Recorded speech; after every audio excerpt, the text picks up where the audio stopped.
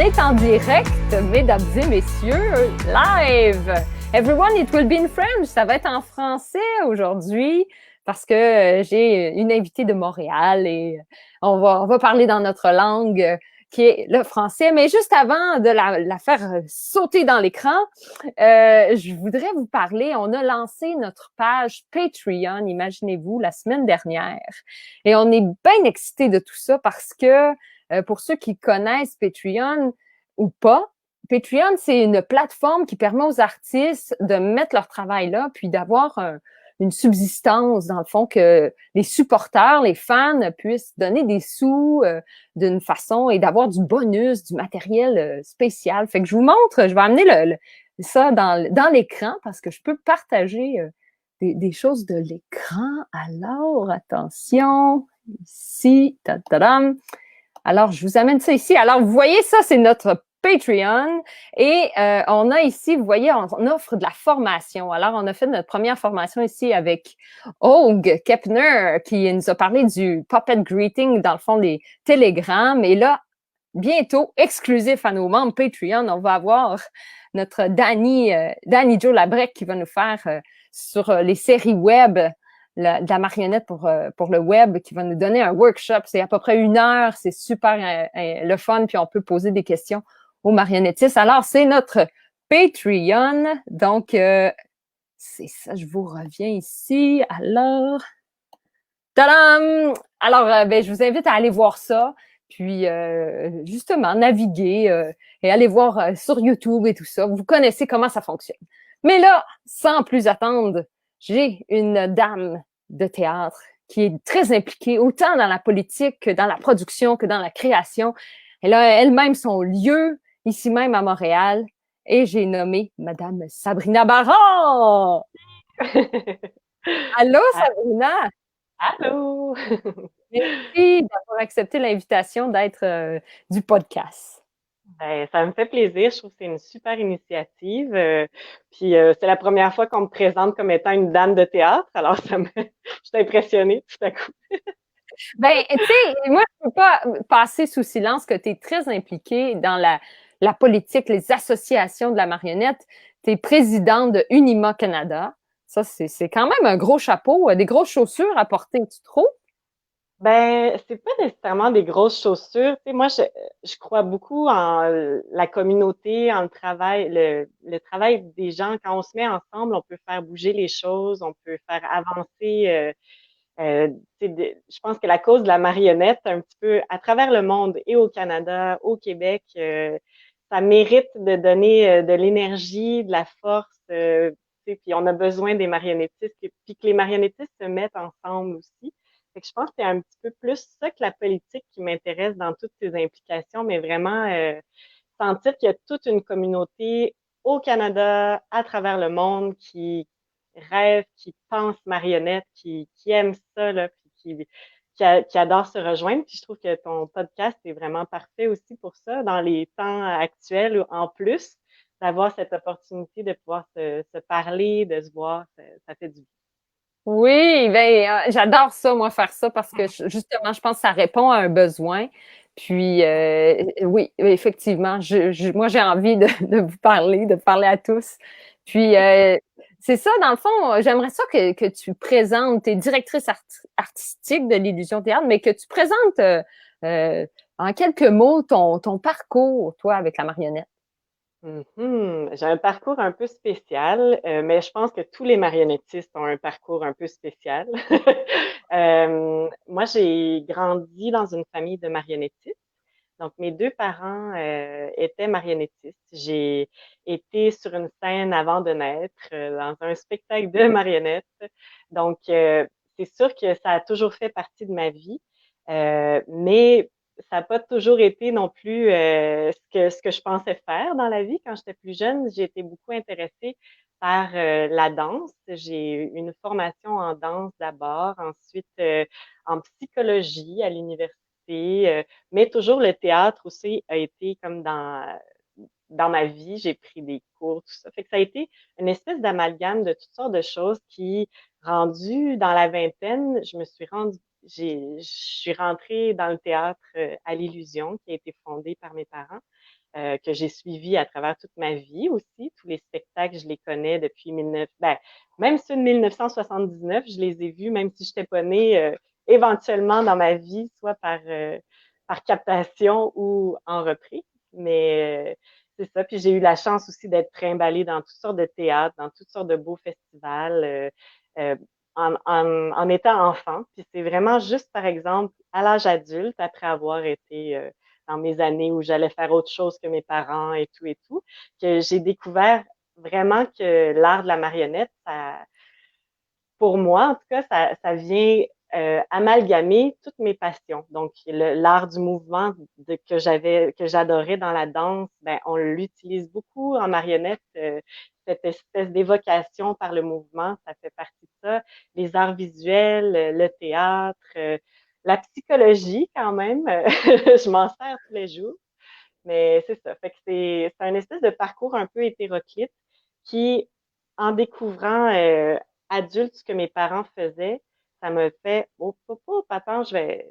Puis je pense qu'il faut que j'aille approfondir ça, mais encore une fois par moi-même. Fait que j'ai fait des formations un peu partout, à travers le monde, au Québec, avec des maîtres marionnettistes, soit européens ou même du Québec aussi. Fait que ça a été plus une espèce de formation que je me suis créée par la bande, si on veut. Ouais.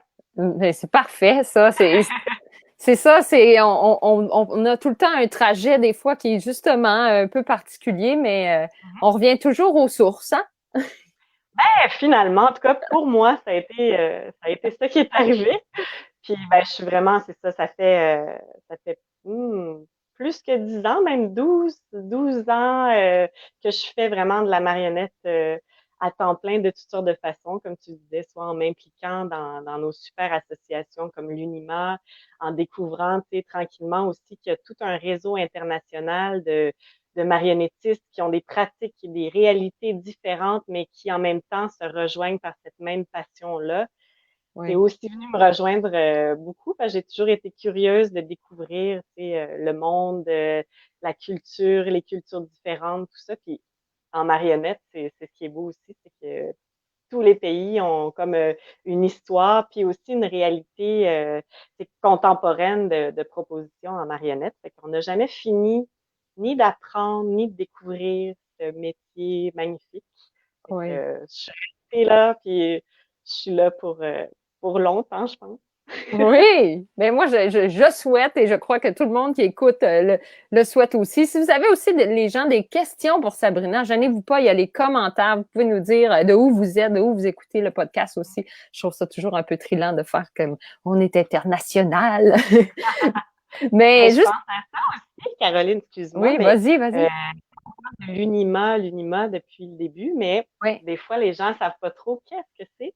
Fait que oui, j'aime tout le temps prendre un mini instant pour le dire, tu sais, que oui, c'est vraiment l'Union internationale de la marionnette. Fait que c'est la plus ancienne association d'artistes au monde. Elle a fêté ses 90 ans. C'est né en République tchèque. C'est de là que vient mon père aussi. Mais il y a une histoire de la marionnette très forte, mais qui a rassemblé maintenant, c'est à travers le monde. Donc, nous, au Canada, on a notre centre national, dont je suis la présidente, mais qui a une super belle équipe qui travaille aussi à rassembler le monde. Mais presque, il y a immensément de pays qui ont des centres comme ça où tous les marionnettistes peuvent chercher, découvrir leur centre, s'assurer de pouvoir faire partie aussi de ce beau mouvement international. oui. Ah, ben merci de la précision, c'est vrai, hein. Puis vous pouvez aller voir le site web de Unima, c'est superbe, il y a toutes sortes de ressources. C'est vraiment un incontournable.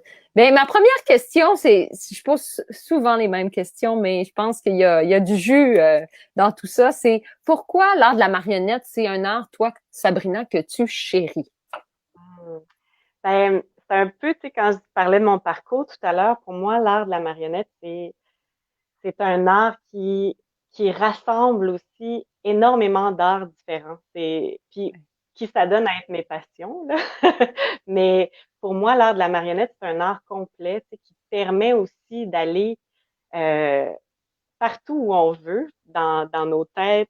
On peut aller, moi, en tout cas, c'est sûr qu'on n'aura pas tous la même réponse, mais pour moi, l'art de la marionnette permet en théâtre ou en art vivant d'aller plus loin, d'aller plus loin que ce que souvent juste les êtres humains sont capables de faire. On peut se permettre de faire voler nos personnages plus haut qu'on pourrait jamais l'essayer en cirque. On Ouais. peut, tu sais, c'est ça, il y a une capacité aussi que la marionnette d'évoquer des émotions euh, fortes qui des fois passeraient moins bien non plus juste avec un corps d'humain ou des fois il y a ce pouvoir d'évocation là qui permet d'aller vraiment plus loin. C'est pour ça que ouais, je pense que ce serait ça ma réponse. C'est superbe. Puis, comment ton crush, moi j'aime bien dire ton coup de foudre, comment et quand c'est arrivé ce moment-là? Eh ben, c'est ça, j'avais, comme dans la vingtaine, je revenais d'un long périple à travers le monde où j'espérais trouver des réponses sur qu'est-ce que je vais faire de ma vie. Je suis arrivée au Théâtre de l'Illusion où on accueillait les tout petits, des petits enfants là, à partir de 2 ans, qui étaient accueillis dans une mini salle qu'on appelait la salle Brioche. Puis il manquait de personnel à cette période-là. Puis j'ai dit, ben, je vais venir aider, je vais venir accueillir le public. J'ai accueilli, c'est ça, des tout petits de 2 à 6 ans peut-être, qui venaient voir le spectacle. J'ai été assise comme face à eux plutôt qu'au spectacle. Puis j'ai vu tout ce que ça venait créer chez eux comme émotion, les petits enfants qui devenaient rouges, tellement ils étaient dans l'action qui se passait. Puis à cet âge-là aussi, les enfants croient vraiment en la marionnette, en cet objet qui prend vie. C'était pour moi une espèce de révélation. Mon Dieu, que c'est magnifique. Puis c'est ce qui m'a un peu décidé de plonger, puis d'aller dans cette magie, d'essayer, tu sais, quand j'étais en psychologie, je voulais travailler avec les enfants, les aider. Mais quand j'ai vu ces étincelles-là dans les yeux des enfants, ben ça fait ah ouais, ok, c'est ça que de poursuivre comme rapport avec les enfants, cette magie qui est capable d'amener la marionnette. Fait que c'est mon petit instant de déclic. Oui, ah, moi, je suis contente on t'ait gardé avec nous, là. Que tu peux aider avec les spectacles. Moi, je trouve ça admirable. Puis, justement, le parcours des marionnettistes, chacun on a notre opinion de c'est quoi, qu'est-ce qui fait un bon marionnettiste. Pour toi, c'est quoi la formation idéale, ou du moins le chemin que le marionnettiste doit prendre si quelqu'un veut plonger dans ce métier-là, selon toi? J'aime beaucoup, moi, les marionnettistes qui ont passé par toutes sortes de drôles de métiers, puis qui, finalement, à travers leur évolution, tu sais, finissent par découvrir la marionnette. Mais je veux quand même, en tout cas d'après moi, par rapport à la formation, ou en tout cas, qu'est-ce qui nous mène à être marionnettiste, il n'y a pas de, je, je pense qu'il n'y a pas de réponse parce que ce qui fait la beauté aussi du théâtre de marionnette, c'est que le monde qui est là-dedans vient de toutes sortes de domaines. Tu sais, puis être marionnettiste, ça veut dire beaucoup de choses. Souvent, il faut comme essayer de l'expliquer. Puis on a tous une explication un peu différente parce qu'il y en a, tu sais, qui sont marionnettistes, qui conçoivent, qui créent leurs marionnettes, qui sont beaucoup plus près de la scénographie. Tu as des metteurs en scène en marionnette, les interprètes de feu, tu sais, qui se découvrent finalement marionnettistes parce que tu leur mets une marionnette dans les mains. Moi, ça m'est déjà arrivé, tu sais, des gens qui ont cette espèce de sensibilité-là, des fois un peu innée. Puis tu as les autres, tu sais, qui ont vraiment fait cette espèce de choix-là très tôt dans leur vie, qui ont fait une formation, qui ont décidé d'aller à Charleville-Mézières, même si c'était très loin de chez eux. Ou moi, ma mère, elle avait même pas 20 ans, puis elle a décidé de quitter le Québec pour aller en République tchèque faire une formation en théâtre de marionnettes quand c'était le communisme, puis qu'elle parlait pas du tout tchèque. Il y a des gens qui ont fait des choix comme ça, et c'est magnifique, tu sais, puis Ouais. quand tu vois des gens qui ont des formations poussées, il y a des gens qui font des doctorats en marionnettes, je trouve que c'est magnifique, tu sais, fait qu'il n'y a pas de réponse de c'est quoi le mieux. Ce qui est beau, c'est la diversité de Ouais. qu'est-ce qui nous amène à la marionnette, puis de quelle façon. Je pense que tous les marionnettistes doivent avoir une réponse pas mal différente à cette question. Mais en tout cas, moi, vraiment la Mais plus tous les possibles. C'est c'est magnifique. ça, j'adore ça. Tu sais, il y en a qui sont très by the book, puis il y en a Ouais, d'autres que pas. Puis c'est ça qui fait la beauté, je pense, de ce milieu-là. Puis justement, en parlant de by the book, là, des définitions, tu me disais chaque marionnettiste a sa définition de la marionnette. Est-ce que toi, mettons, un enfant t'aborde, est-ce que tu as une belle réponse que tu lui sors par rapport à c'est quoi ça, une marionnette? ben, moi, ma réponse à cette question, souvent, c'est en fait, pour moi, la marionnette, c'est tout objet auquel on donne vie. En fait, ça vient, pour moi, c'est ça, une marionnette peut devenir toutes sortes de choses. Bien sûr, on peut avoir des marionnettes qui sont très humanoïdes, tout ça, mais ma réponse toute simple, c'est ça. Pour moi, la marionnette, c'est un objet auquel on donne vie. Bien sûr, après, tu sais, même aujourd'hui, il y a des marionnettes manipulées robotiques, il y a des marionnettes, mais oui, pour moi, puis c'est sûr que je garde le marionnettisme dans la définition. L'objet marionnette pourra jamais vivre sans le marionnettisme, Oui, mais même si, tu sais, il est peut-être plus distant, plus de proximité, mais ça reste plus large pour moi. C'est oui. tout objet auquel on donne vie. Ouais. C'est parfait. Hein? Pourquoi voir la vie comme ça quand on peut la voir comme ça, tu sais, grand. J'adore ça. Est-ce que tu penses que notre art est dans une ascension en ce moment? Ou du moins, si on, c'est sûr, là, il y a un contexte particulier, mais est-ce que tu sens que ça devient de plus en plus populaire ou moins? Ben, tu sais, c'est sûr que ça fait comme 12 ans que je suis vraiment à fond la Ben caisse oui. là-dedans. J'ai vu tout de même le milieu de la marionnette depuis que je suis toute petite. On me dit souvent, oh, je t'ai déjà vu quand tu étais tout petite et tout. Mais, euh, mais oui, moi, je crois vraiment qu'il y a une ascension, je dirais qu'il y a une effervescence, parce qu'il y a toujours, tu sais, la marionnette est là depuis quand même, ben, pour nous au Québec, on dit longtemps, mais peut-être que oui, pour l'Europe et l'Asie, c'est très récent, là, mais ça reste que ça dépend dans quel coin du monde. Et c'est sûr qu'il y a des endroits où ça devient de plus en plus difficile pour certaines magnifiques techniques traditionnelles, tu sais, qu'on est en train de perdre à cause de tout ce qui se passe aussi avec le tourisme. Mais je pense qu'au niveau, tu sais, de la vitalité du milieu de la marionnette, en tout cas, je vais pour sûr pour le Québec, là, c'est Ouais. magnifique ce qu'on voit, tu sais, depuis aussi qu'il y a le DESS en marionnette, il y a notre association québécoise des marionnettistes qui est là, puis qui a un taux de participation, les gens s'impliquent dans les comités, c'est pas juste de l'implication, il y a de la création qui se fait, la Maison internationale de la marionnette.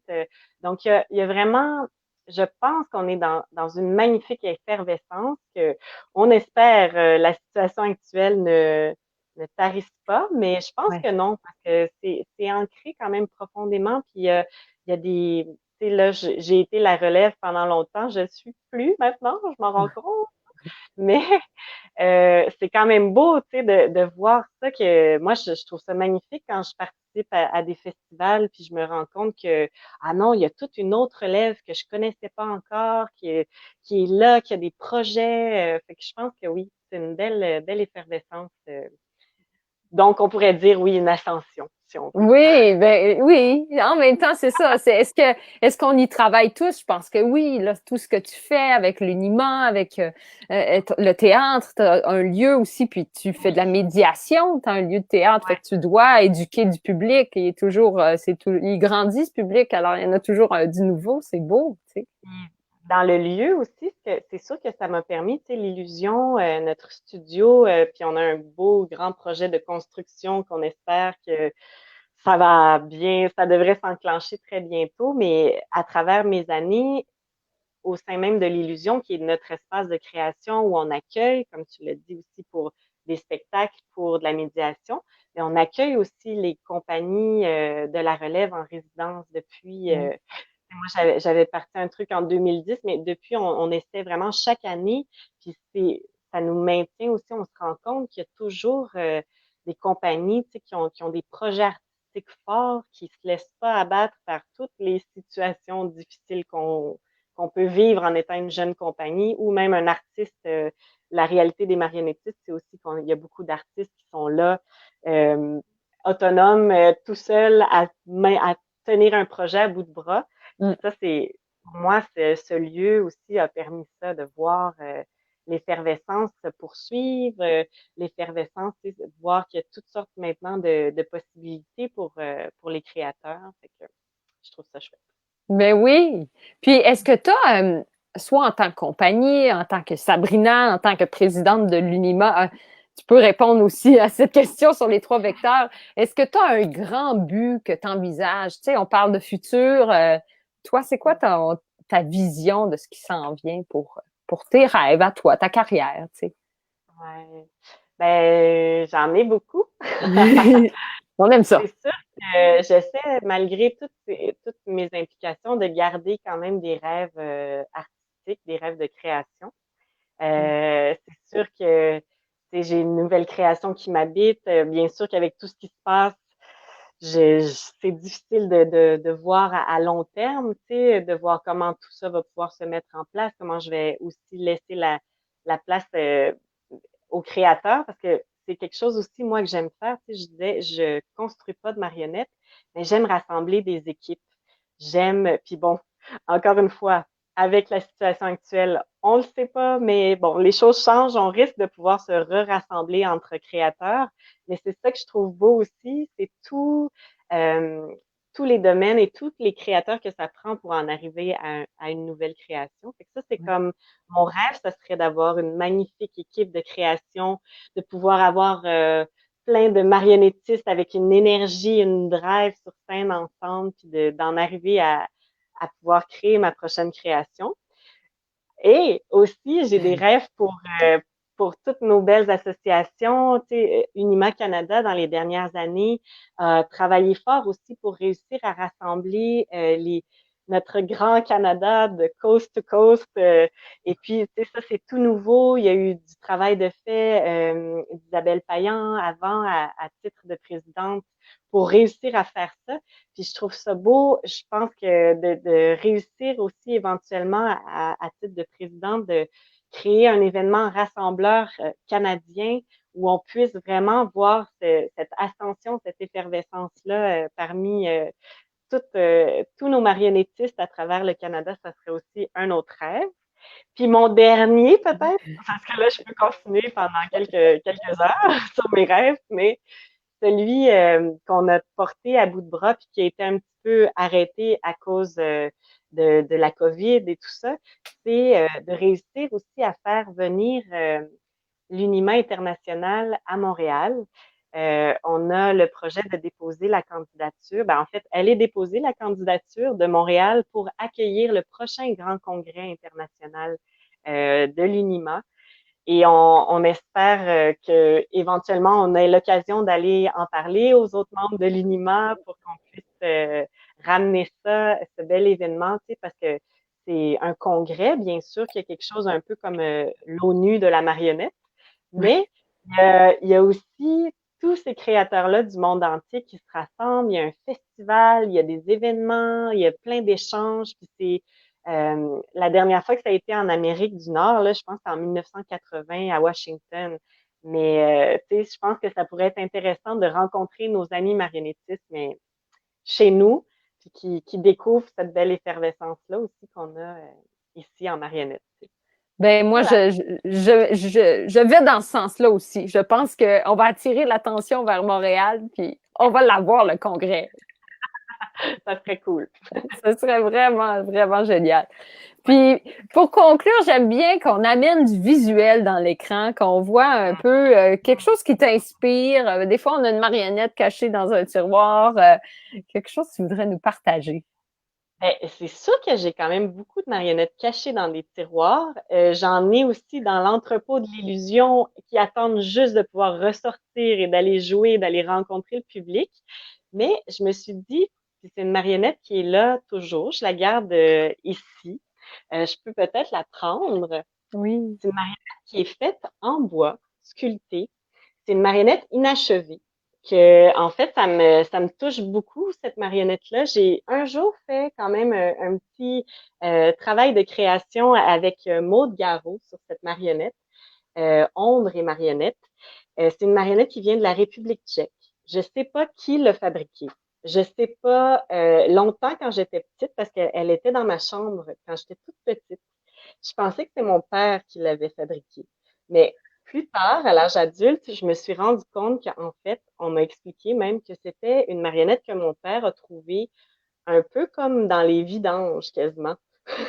Parce qu'il Oh. y avait un grand théâtre de marionnettes qui avait décidé que cette marionnette ne passait pas l'audition. Et donc, elle a pas eu de rôle jamais dans un théâtre. Elle n'a pas été peinte ou habillée, quoi que ce soit.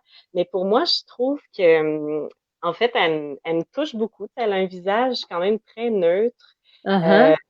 Puis elle a pas vraiment de fil ou quoi que ce soit parce qu'elle est pas terminée, mais elle bouge vraiment quand même, tu sais, toutes ces petites articulations qui existent fonctionnent très bien. Puis elle finit par être très vivante, même si elle est inachevée. Et c'est pour ça que je la trouve inspirante. Tous les jours, je la regarde, je la garde avec moi dans dans mes grandes réflexions, tout ça. Puis je me suis promis qu'un jour, j'allais créer quelque chose vraiment avec cette marionnette. Puis qu'elle allait pouvoir finalement avoir un rôle quelque part dans un spectacle. Mais tu vois, finalement aussi, c'est qu'elle a quand même joué. Elle a eu un 15 minutes de gloire dans une courte forme un peu funky qu'on a présenté. Voilà. J'adore ça. C'est vrai. Non, je sais pas. J'aime bien qu'elle reste mystérieuse aussi. Oui, j'aime ça, moi, la marionnette inachevée. Ouais, Elle, il y a de manque la un bras. philosophie, hein? Il y a de la philosophie là, je suis comme, oh, c'est vrai, inachevé, puis Ouais, ça doit te faire réfléchir, tu sais, comme l'œuvre inachevée, toi, t'as le travail qu'on a à faire qui ne se termine pas. Il y a pas de, oui, le spectacle se termine, les gens applaudissent, mais comme ouais, tu dis, le marionnettiste, il a pas terminé son travail, même quand il la dépose, son non, c'est travail ça. est toujours là. Ouais, Wow!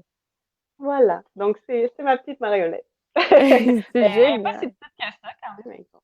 Ouais, c'est des traditions aussi, marionnettes à traîne comme ça. Oui, C'est très. c'est ça. Mais c'est sûr qu'elle est quand même. Mais tu vois, sa tringle est vraiment inachevée, là. C'est qu'un bout de métal. Puis je pense, par exemple, que je pourrais trouver dans l'entrepôt de l'illusion sa manette, là, sa manipulation ici, mais elle n'est pas reliée par aucun fil pour l'instant. Mais ça lui Wow. donne une liberté quand même. Oui, Puis elle est capable de pas pire bouger. c'est génial. Oui, Wow. je vais la Ben, déposer. Oui. oui, ben merci de ce moment de partage et de philosophie marionnettique. C'est superbe. Puis pour terminer, aurais-tu, tu sais, moi j'aime bien donner la place, vu que j'ai la présidente de Unima Canada qui est là. Est-ce que tu aurais comme un, pas un pitch de vente, là, mais quelque chose que tu aimerais dire aux gens pour qu'on soit plus de membres parmi Ben l'Unima?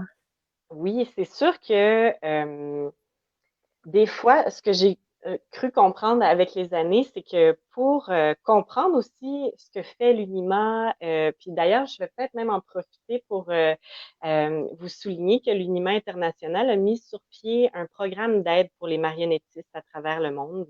C'est aussi une campagne de financement où ils essaient vraiment par la commission de la coopération internationale au sein de l'UNIMA qui travaille là-dessus.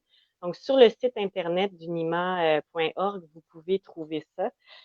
Puis, si vous avez envie d'aider, parce que bien sûr, nous, on est quand même, ça va pas si mal pour l'instant pour les marionnettistes québécois et canadiens, mais il y a des endroits dans le monde où c'est particulièrement difficile pour les marionnettistes. Puis donc, la communauté internationale a décidé de se rassembler pour essayer de venir en aide à ces marionnettistes-là. Puis ça vient aussi souligner ce que je trouve magnifique de l'UNIMA, c'est cette possibilité-là, la force qu'on peut avoir quand on se met ensemble, quand on reste en contact. C'est aussi pourquoi ça a été fondé, tu sais, l'UNIMA, c'était ça, c'était des marionnettistes qui, malgré les guerres, malgré les problématiques entre leurs pays, ils voulaient malgré tout rester unis. Puis parce on est un peu spéciaux quand même. On a tous eu à expliquer pourquoi on est marionnettistes, qu'est-ce que c'est cette affaire-là, à plusieurs reprises même, j'imagine. Fait que ça fait du bien de pouvoir trouver une communauté, tu sais, puis à travers l'UNIMA aussi, il y a plein de belles opportunités de stages, d'aller voir des festivals, tu sais, il y a bien sûr beaucoup de points positifs qu'on peut avoir en faisant partie de l'UNIMA, mais c'est le plus gros, c'est la beauté de cette communauté-là internationale et bien sûr canadienne maintenant, là, qui, tu sais, on est capable de voir ce qui se passe chez nos collègues jusqu'à à Vancouver ou de l'autre côté dans les provinces atlantiques. Fait que si on croit en cette beauté-là de la communauté, je pense que ça vaut la peine de faire partie de l'UNIMA. Wow! J'aime ça. Moi, j'y crois. En tout cas, je pense que je fais ça un peu avec mon podcast aussi. Je veux connecter la communauté. Fait que je mets à l'écran l'adresse unima.org. Alors, allez voir, allez voir. Et aussi Oui, l'illusionthéâtre.com. Allez voir ça aussi. unimacanada.ca. Ça, c'est pour vraiment notre centre national à nous ici. Fait que, qui est relié aussi à la QM, donc la QM, notre Association québécoise des marionnettistes, qui fait partie intégrante de l'Unima Canada. Donc, c'est ça. On est toute une belle communauté motivée qui veut faire avancer la cause de la marionnette. Tout à fait. Merci beaucoup, Sabrina, d'avoir été de ce podcast. Merci à tout le monde qui a été là, qui a vu et thumbs up et les cœurs. Il y a des petits cœurs qui défilent, là. C'est superbe. Puis, bien, continuez à suivre le podcast, partagez. Vous savez comment ça fonctionne, tout le monde. Puis, je vais faire avec Sabrina un quick fire. C'est comme un quiz après, hors des ondes. Et ça, on va mettre ça sur notre Patreon. C'est les trucs exclusifs. Alors, ben, je vous laisse à votre soirée, tout le monde. Merci d'avoir été là. Puis, on se dit à la prochaine fois.